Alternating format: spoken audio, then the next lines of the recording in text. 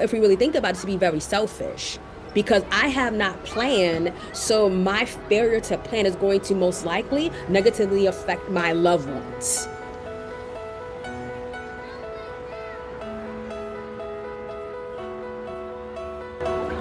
You are listening to Our Urban Voices with Dr. Alphonse Javed, a podcast that presents Christian narratives through diverse voices that impact urban ministry. Here is your host. Hello and welcome back to Our Urban Voices. I'm your host, Dr. Alphonse Javed. I am joined by Reverend Natisha Matthews, an ordained elder and estate attorney. Today we will be talking about the importance of estate planning for Christians, particularly in urban communities. This might sound like a strange topic for our podcast, but we will learn today why this is so important. Reverend Natisha, her area of law practice are trusts, estates, and real estates. She is passionate about teaching believers and the urban community about estate planning. Currently, she is one of the ordained elders of Bethel Gospel Assembly in New York City. Thank you for joining us today, Reverend Natisha. How are you and how you been this past year and even before that? Well, thank you so much, Dr. Javed, for having me on this platform. It is truly an honor and a privilege. As you mentioned, this is a topic that is not generally discussed on this platform. So again, it's an opportunity for a wonderful opportunity, I should say, to just be on here, I guess to be the first, right, estate planning attorney to have this important dialogue about a very important topic. As you mentioned, it is passionate. I'm very passionate about it. This year thus far, I have been truly blessed. The ministry has been growing, estate planning has been growing, and it definitely God's hand is upon this area in my life. So again, I'm grateful, as we'll talk later on about how I came to become an estate planning attorney. Definitely was all the Lord's doing because it was never part of my in my vision. So I'm again grateful to be here. Thank you again for having me. That's so awesome. Thank you. So before we get started, please tell us very briefly about your family. I believe family is so important because it helps to humanize us as persons. And every person I bring on this show, I ask them to do that so our audience can connect with them on human level. So please share a little about your family first. Sure, definitely. Well, I am a first generation American. My parents are from Jamaica. So I'm born and raised in Brooklyn. My education was highly important, emphasized, was raised in a single parent household. So wasn't Christian at all. Education was probably more of the God, if you will, more highly emphasized. It's always being in an urban community. So I can definitely relate on that level. Anytime the community generally tends to be Caribbean, small, and urban. So that's pretty much of my background and my growing up and my pedigree. That's awesome. To start off, could you tell us a little more about your journey to becoming an estate attorney and elder? Definitely. So at a young age, I always wanted to be an attorney. I did the traditional things that would get me along that path, went to high school, went to college, got good grades. So I definitely knew I was going to go straight through to become this attorney, eventually become this corporate attorney. However, wasn't saved at the time. And so God had apparently a different plan for my life. And so I didn't go immediately from college into law school. There was a period, there was like a few years actually before I even pursued a law. But God had a plan for me. And during that time, I had an encounter with God and I gave my heart to the Lord. And so from there, I've just been passionate and committed to serving the Lord, from being a part of prayer bands, teaching ministries. That was pretty much my walk. I was a paralegal here and there, but I was so passionate about pursuing God and the things of God and ministry.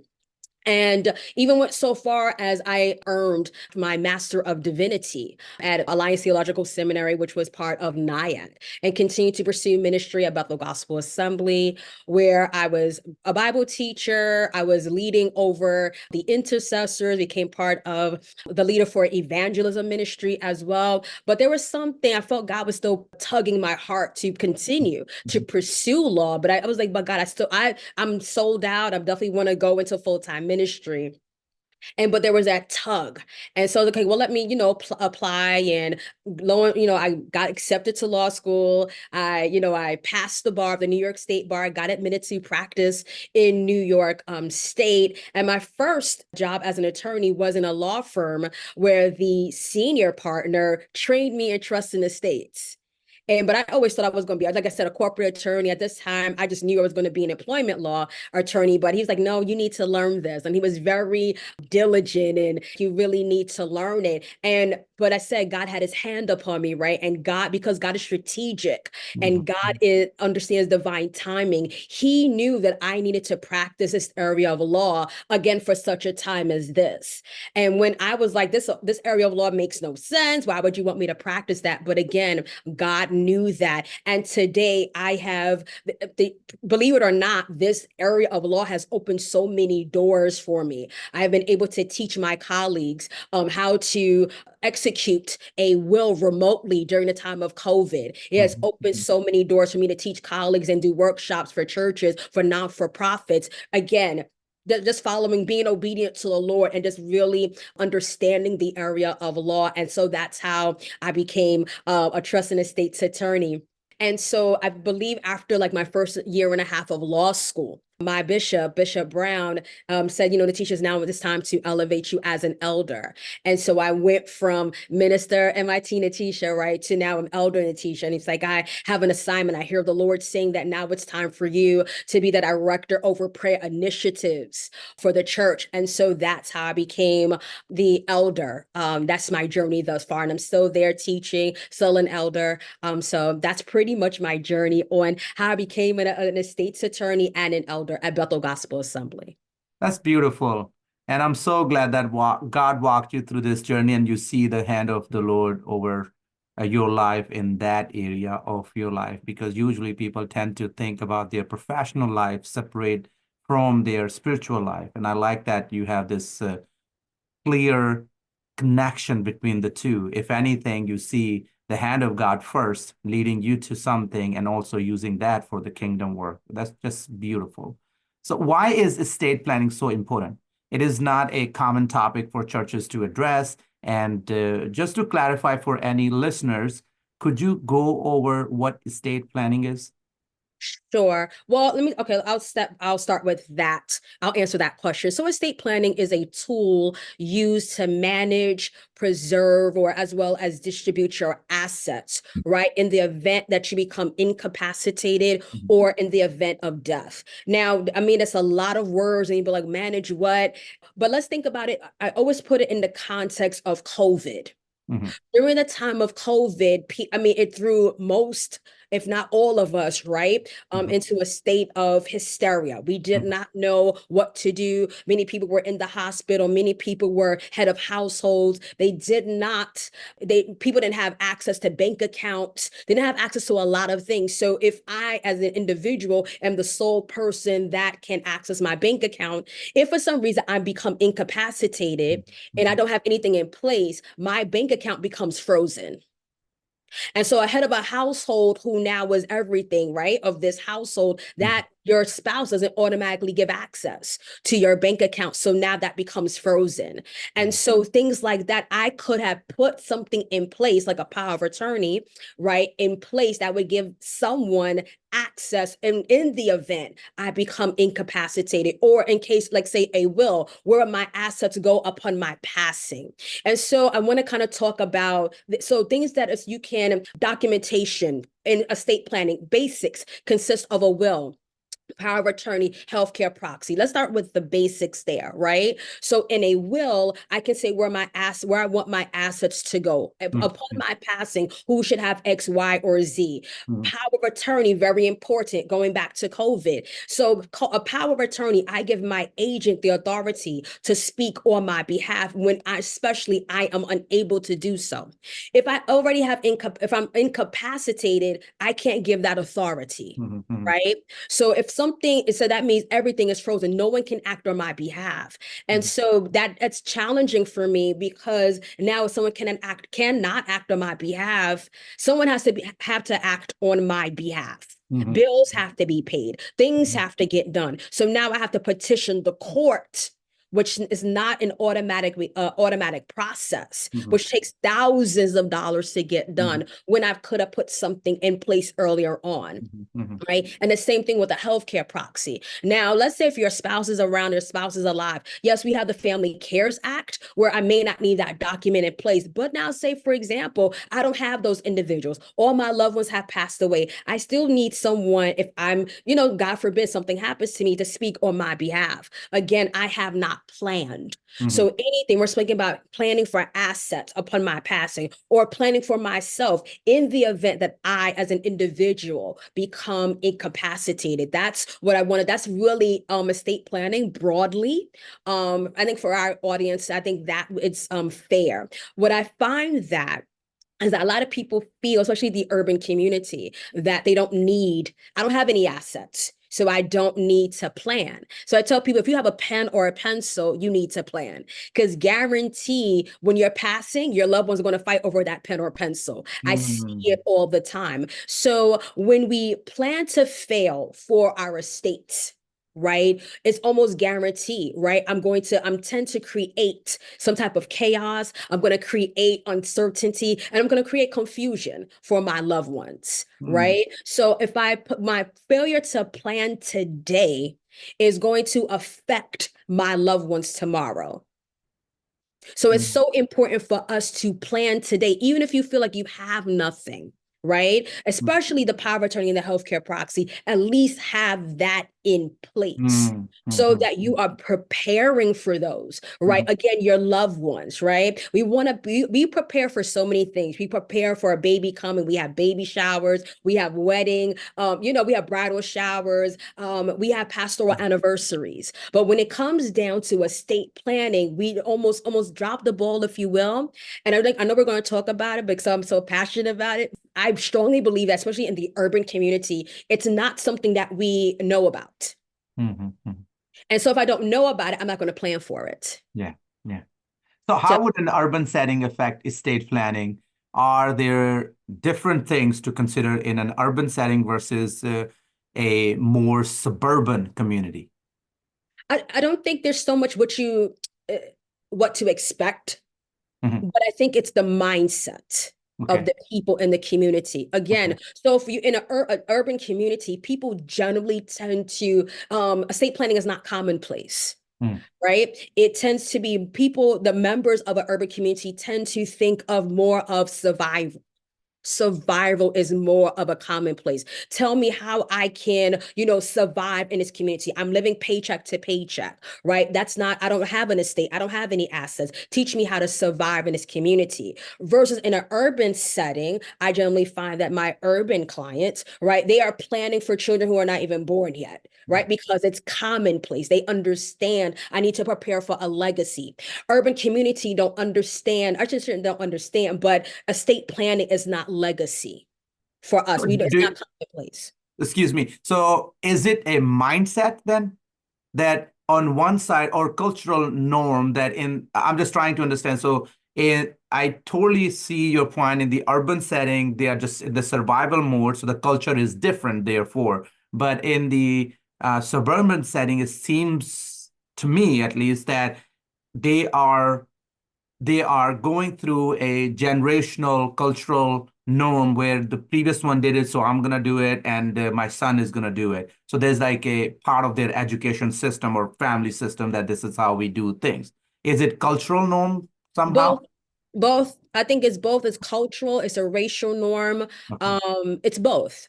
So if my great grandmother, for example, she left me a trust or she left me a will, that's being discussed in my household. So Mm. again, it's commonplace for me versus if that's not being discussed in an urban setting, in an urban household, I would never know it unless I become educated, or for me in my urban household, that wasn't discussed at all. So it's not until I became a trust and estates attorney that now was like, oh wow, I have to get things in place. And when I often go to various not-for-profits, or even when I go to workshops to learn more about the latest laws that come into place, you'll see it in the room filled with attorneys who don't look like me, Mm. because Mhm. it's not commonplace for the urban community, or like the suburban people understand that better than my urban colleagues. Does that make sense? Or my urban community. When I teach, on it, it's like something like, oh wow, it's like something rare. Right. Because again, it's both. You have both the racial and the cultural norm that does not fit into. Yeah. And I totally see your point, especially because when I talk about urban setting, I'm not just talking about New York City, Philadelphia, or other main cities in the United States. I'm talking about urban settings around the world. And when you think about Delhi or Bombay or Lahore or Karachi, it's very different. You're right, because when you are in a survival mode, you don't think about, oh, what I have. Usually, like, I don't have anything to think about. What I'm going to do. There's nothing in this house. So you don't think that these pots and pans or beds or chairs are worth anything. So you don't even think. But I totally see that both things are generation after generation. But those which is the majority people in cities, most of the people are like that in urban settings. Is the number of those who have everything and they already have those state plannings and those kind of things, they are a small number. That's a minority. So it's also goes. I can understand why there will be lack of education or desire to even think Mhm. about it, because initially, if my thought is like I don't even have anything to give to my children or grandchildren, so why should I do that? And if there is a house, it's already known. Oh, my older son is gonna take the first floor. My younger son is going to take the ground floor, and this is the area where your grandma is going to be, or whatever, however you want to, think about. So it's a more of a verbal trust type thing, especially in my culture, Pakistani culture. That's how things have been done for generations. So people continue. But let me take you back to our conversation and ask you this question: how should Christians, in particular, approach estate planning? Mm. Hosea 4:6 says that my people are destroyed for Mm, lack of knowledge. And I think it behooves us as believers mm, to, number one, get the understanding and the knowledge about estate planning. There's so many mm. misconceptions, like I don't need it, right? But when we sit down and really understand what it entails, then you could be like, oh, wow, okay, so I definitely see I need this document. I need this document. Have to have these documents in place. So I think first and foremost is the education of what is estate planning, what is needed, and to hear testimonies of people who had it in place and their loved ones who had to deal with the effects of that, as well as people who had it in place and it was like very helpful for them moving forward as they got older. It's interesting because you just reminding me so many cultural things that we have. My wife, she's a Caucasian believer because she comes from a different background, born and raised here, generation after generation. So when we got married, the first thing she did, she put a will. She wrote a will and put it in this box. And she told me, you should write that. I don't want to talk about death. I don't want to talk about, we don't talk about death. It's gonna come, and it's like, that's so immature. You need to plan. I said, why you want me to die? We just got married and you're talking about death. Why? So we got in this fight, argument, not once. So finally she dropped this whole conversation. But every time I open that box, I see that sitting there for her. And now we've been married for over a decade. And I was like, man, I've still not written anything So I was like, hey, it doesn't matter. Whatever it is, it's going to go to you. You are on everything, even our car is on both of our names. So I was like, I don't need to write. I don't want to think about my death. So I think it's the element of that tradition or culture is Mhm. we don't want to think about death either.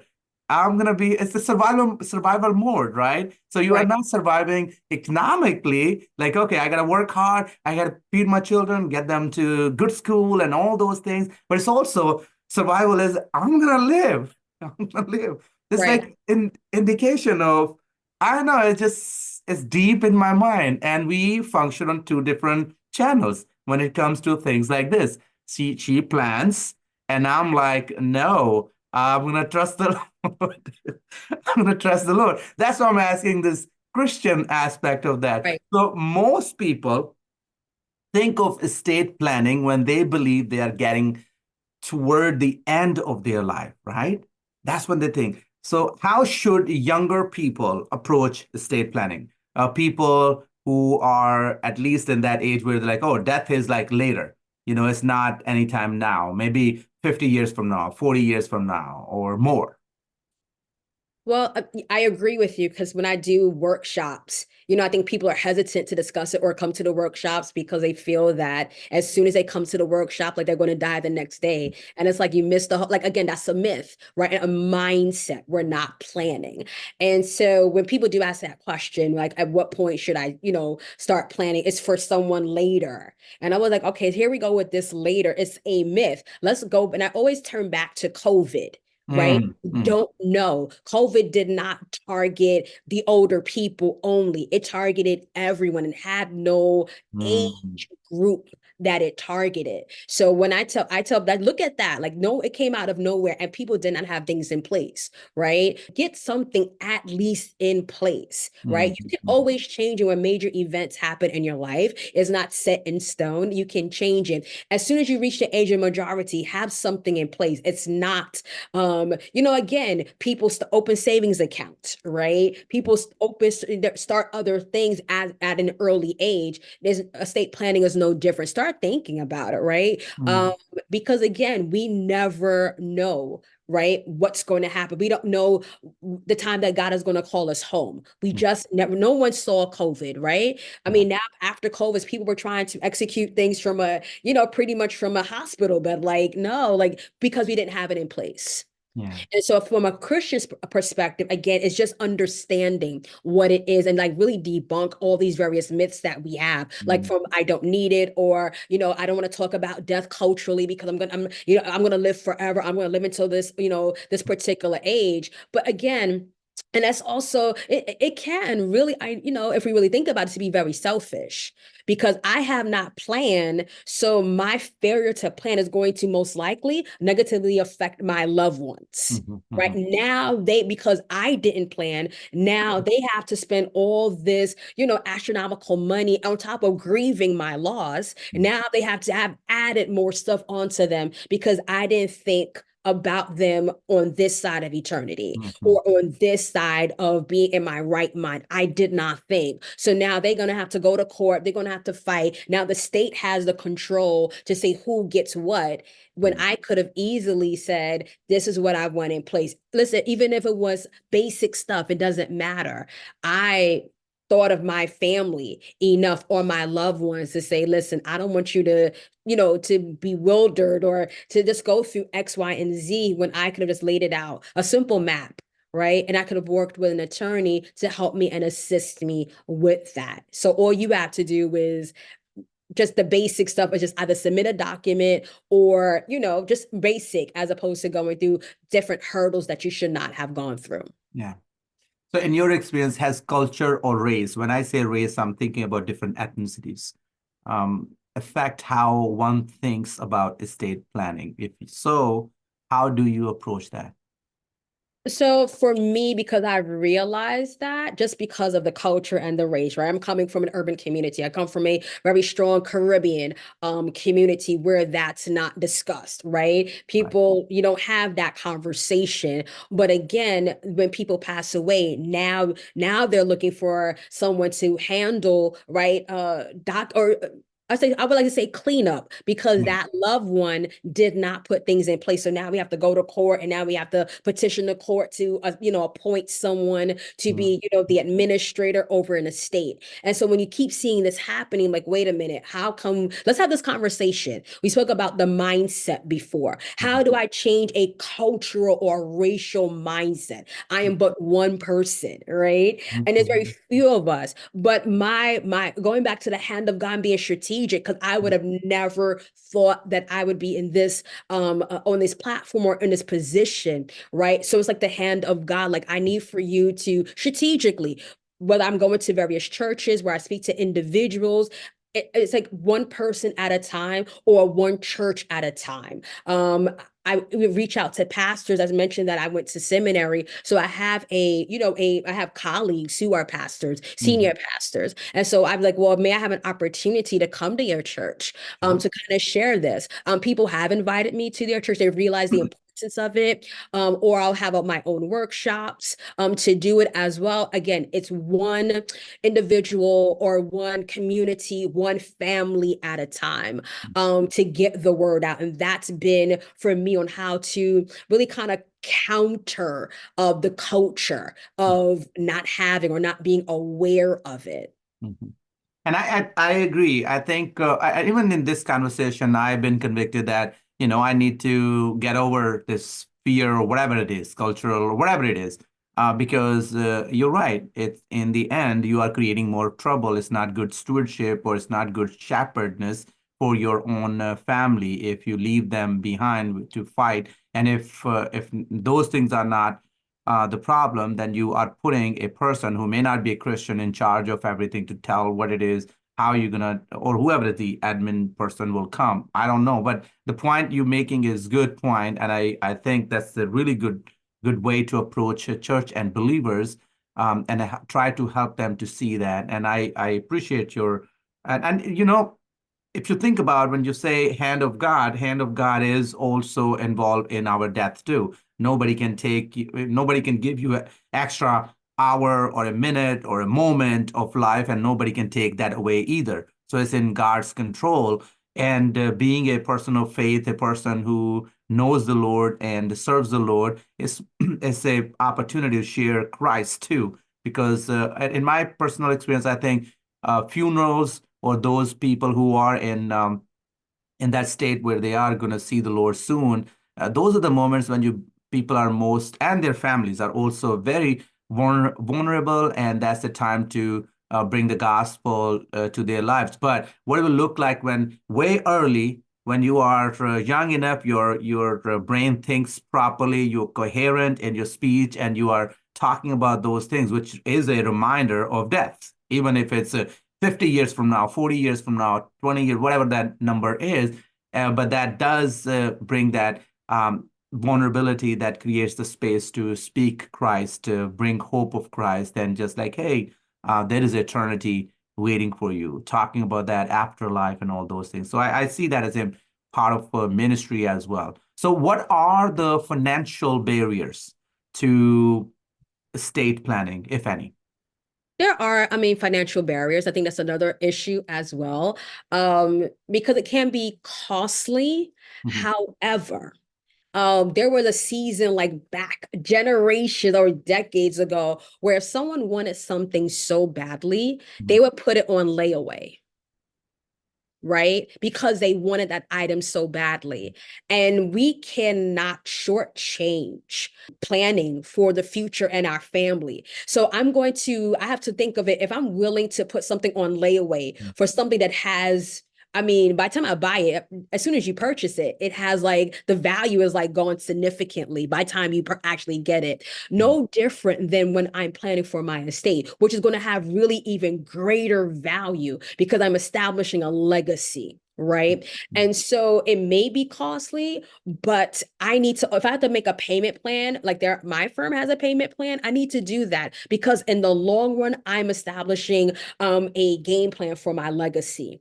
One thing when I tell people when I do workshops and that question comes up, was too pricey? And I was like, okay, well, you have something like a power of attorney that may cost let's say $250.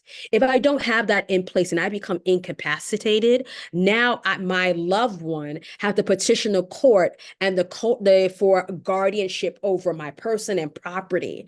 And that guardianship starts at 2,500. Starts at. Yeah. So we're talking about something that I could have, while I had the capacity of $250. Now someone has, and now because I have no capacity, my bank account is frozen. So where's my loved one? If you're talking about the urban community, is going to get $2,500. Where are they going to get? You see what I'm saying? So again, I didn't plan correctly. I didn't think that far ahead. Right. And what I'm finding also is that a lot of people are coming to me and they're saying, my loved one has dementia, or they have the beginning stages of dementia. Right. When you have dementia, or that you're at the beginning, you can't sign anything legal. Right. You cannot. It's different than a will. In New York State, I could just have that one lucid moment at the time of signing a will and have lack of memory before and lack of memory after. But once during that time of signing a will, if I have that lucid moment, the will is valid. It is not so for a power of attorney or a healthcare proxy, which requires a high standard of capacity. So that's another reason why I tell people why you still have the mindset. Get it signed, get it executed. Because again, when you get to that place of, oh, my loved one has has dementia, or my loved one has Alzheimer's, we can't execute a power of attorney at that time. Right. Legally, it will be fraud, right? So again, at least execute those two documents, the power of attorney and the healthcare proxy, just suggestions, right? But again, that's inexpensive. And then your family can pool together, right? If it's $250, again, $250, it pales really in comparison to starting at 25. And I said starting, it can go higher than 2,500.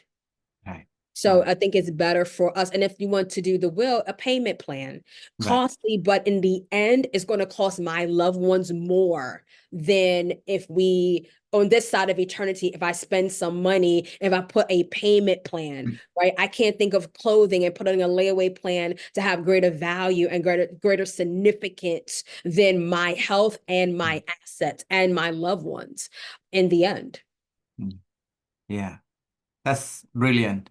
I hope the listeners are paying attention to these details, and I'm praying that God is working in their hearts as this resource becomes available to them. How have you seen, I know that in the beginning of this interview, we talked about that too, but how have you seen God's hand in your work?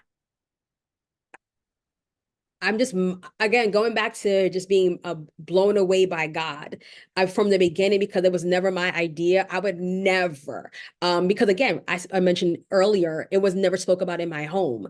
So, and it's not commonplace. It's not a cultural or racial norm. And for God to say, well, I'm going to use the least likely, right? Because it's never something that, it was never in your trajectory, never what you thought, but because I know where I am taking you. And how I'm going to use you, and how I'm going to allow you to get saved, be built up in me, have a real strong relationship with me, have a foundation so that I can use you in the marketplace and use you in this area where my people, right, the urban people have no understanding about it. So you're going to be the voice for the voiceless, right? You're going to speak for them. You're going to speak to them and make them aware of planning, right? So that where no one else really came to talk to them about that, this is how I'm going to use you. And so I see it when clients come in, they're shocked. They're like, you're a what? You're a reverend? Like they're blown, like they're like, okay, well, you're a reverend and you're an attorney. Okay, so, right. So it's mind blowing. So, some people, even my unbelieving clients, they still blown away by it. And so God has a great sense of humor, right? I need for you to, this is the door that I'm going to open on the platform, right? From secular and sacred. So I see God's hand because because it's not just, as you mentioned, it's not mutually exclusive. It is all ministry for me, right? I'm a minister in the marketplace, if that makes sense. That makes So I sense. still have an opportunity to share. If God opens a door, there's some people who may be nominal in their faith, and there may be some people who are strong in their faith. Mhm. I had Mhm. opportunities to share with people, share the gospel. I've had opportunities, as I mentioned, I'm over, God has opened a door for me to have a prayer ministry. And so there have been times where we've prayed about a certain situation, and then it's like they leave, they're like, wow, okay, like, and it was all God. It had nothing to do with me. I just happened to be the vessel that God used in that moment. So whether it's estate planning or I also do real estate, God has opened the door, right, for people to see God, see the hand of God in me, whether we pray or not, or there's a trust value, or they see the integrity. All of that is really God. That has nothing to do with me at all. I know apart from God that they would never see like the good part, the good, anything good, right? So just God allowing that door for me to be a vessel of honor, his honor in the marketplace. I see the hand of God straight throughout. Again, I've had opportunities. God has shown himself in platforms that were secular, right? Platforms that were sacred, Right. right? And it's all again for his glory. I stand before you and people like you, but you have it was like you have this, you have that. Yeah, but I'm still, Mhm. it's for God's glory. It has nothing to do with me. I'm trying to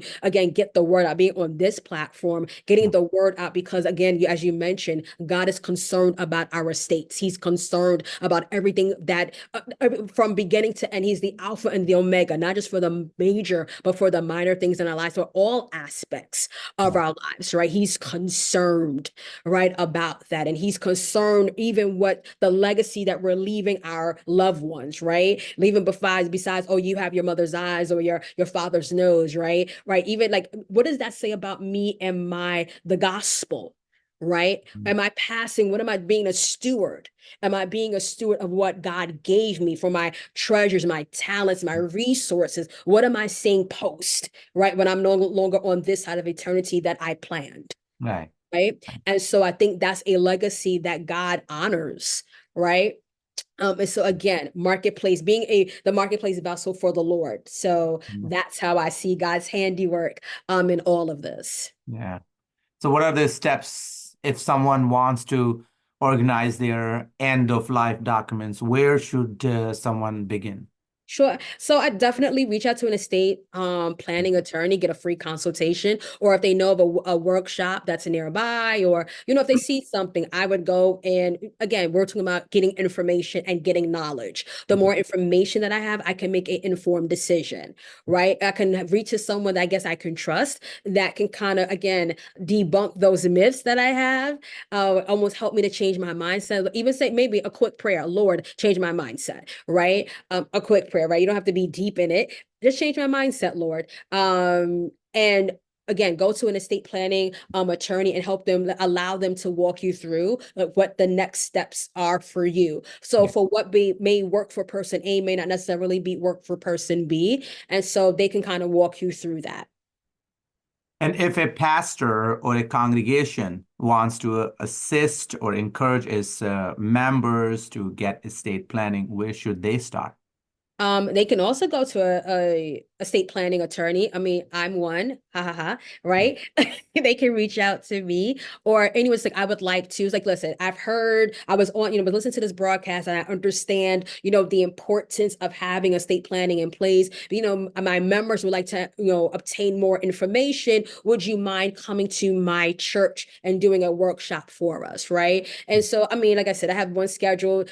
You can, I mean, I'm happy to do it for you. Obviously, I'm here, I'm passionate, but you can, I'm not the only estate planning attorney that's out there, but you can reach out and ask someone, I guess a trust and estates attorney, if they're willing to come to your church and host one for you, or come, and do a workshop for you. That's great. Thank you, Reverend Natisha. Anything else you would like to add to this conversation?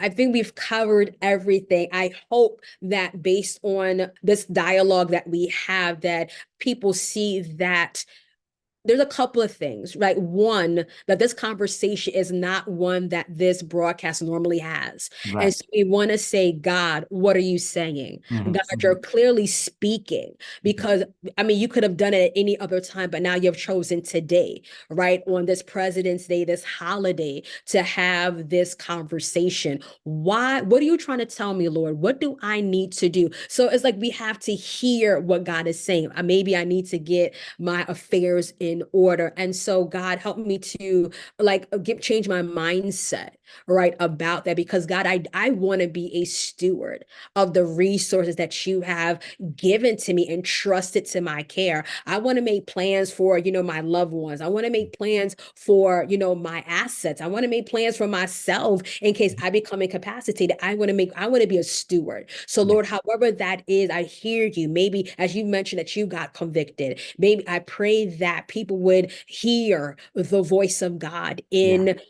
this broadcast, like what God wants us to do, how to be better stewards moving forward in this life that we have been entrusted with. Amen. Thank you. Thank you so much for being on the show again. That was Reverend Natisha talking about the importance of estate planning. And thank you to all our listeners.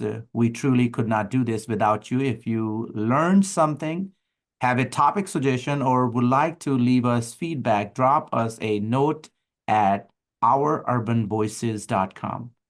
Be sure to subscribe to the show and leave an honest review wherever you listen to your podcasts. Tune in 2 weeks for more honest discussions from diverse voices.